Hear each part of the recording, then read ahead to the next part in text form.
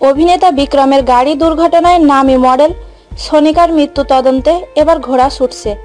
দফায় দফায় বিক্রমকে জেরা করা হচ্ছে।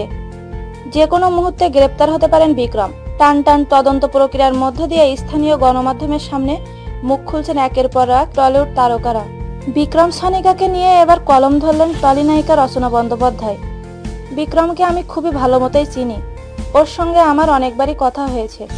কথা বলে ওকে খুবই ভদ্র সভ্য বলেই মনে হয়। তবে এইভাবে তো কয়েক ঘন্টা কথা বলে একটা মানুষ সম্পর্কে জাজমেন্ট দেওয়া যায় না, সেটা সম্ভবও নয়। বিক্রম সোনিকা দুজনের সঙ্গে যেটা ঘটলো সেটা খুবই দুঃখজনক এবং মর্মান্তিক। আমার মনে হয় দুর্ঘটনা তো দুর্ঘটনাই। বিক্রম যে সেদিনই প্রথম মদ খেয়ে গাড়ি চালিয়েছে তা তো নয়। নিশ্চয়ই এর আগেও নাইট ক্লাবে গিয়েছে, মদ খেয়ে গাড়ি চালিয়েছে। ওই দিন ওর কপালটা খারাপ ছিল। কিন্তু আমার একটা ব্যাপার খুব অবাক লাগছে, যে সেলিব্রিটি বলেই কি ওকে নিয়ে বেশি লেবু চটকানো হচ্ছে? এটা তো কোনো নতুন ঘটনা নয়।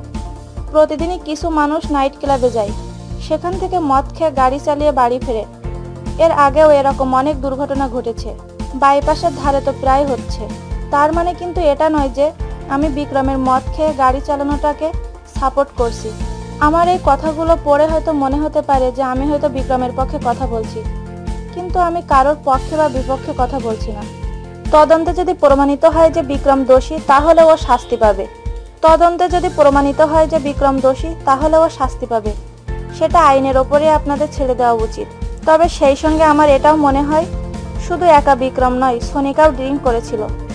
আর ওরা দুজনেই কেউ ওই দিন প্রথমে একসঙ্গে মদ খেয়ে গাড়ি চালিয়ে বাড়ি ফেরেনি। এই অভ্যাসটা নিশ্চয়ই ওদের ছিল।